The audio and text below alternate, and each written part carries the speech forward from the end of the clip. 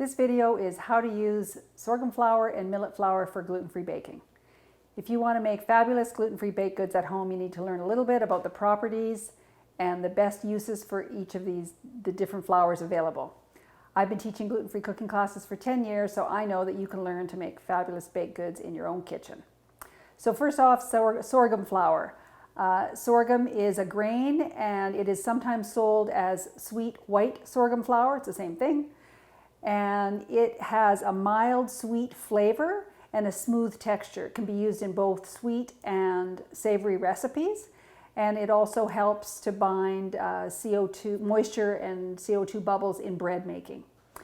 It's said that if you use more than 30% of sorghum flour in a mix, that you'll get a sour taste or dry mouthfeel.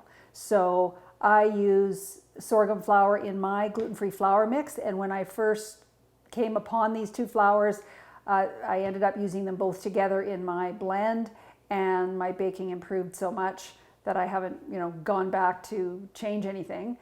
And I mostly use them like this. So I make, brownies, cookies, muffins, waffles, all kinds of things with this gluten-free flour blend. And I'll put a link to that recipe in the notes below. So for sorghum flour, up to 30% in a all-purpose blend, and it is also a good substitute for oat flour. So gluten-free bakers always run out of something, you have so many more ingredients, and so it's nice to know that. I'm going to refer to this downloadable flour guide. Actually, I made this to learn more about the different flours as I was, going along and writing blog posts about them. So I'll also put a link for this downloadable flour guide in the notes below. Millet flour is another grain flour. It has a mild, sweet, nutty flavor, and it adds a delicate cake-like crumb to baking. It also does help build structure in dough, and it's an easily digestible grain.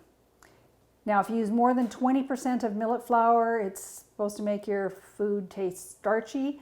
And if you use more than 20% in bread, then it's too heavy. It decreases the volume and gives a coarse, mealy texture. So it's good to know, and I've just written those numbers on there.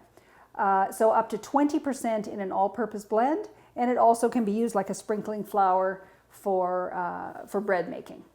So these two flours are in my blend. I'm just going to quickly show you what they look like. So when you're making gluten-free flours, or cooking with gluten-free flours, there's lots of different colors. So this is quite yellowy. And the sorghum flour, I think I'd call that beige. And it's a little more clumpy, but they're both actually quite soft and mixed together nicely. So when I'm making my blend, I always use a whisk to combine all the flours. So you want to make sure that you don't see the color in your final flour blend. So I hope you'll try some of these flours and improve your baking. I'm Cindy, the Everyday Gluten-Free Gourmet, sharing tips and recipes from my kitchen for more everyday cooking in yours. Thanks for watching.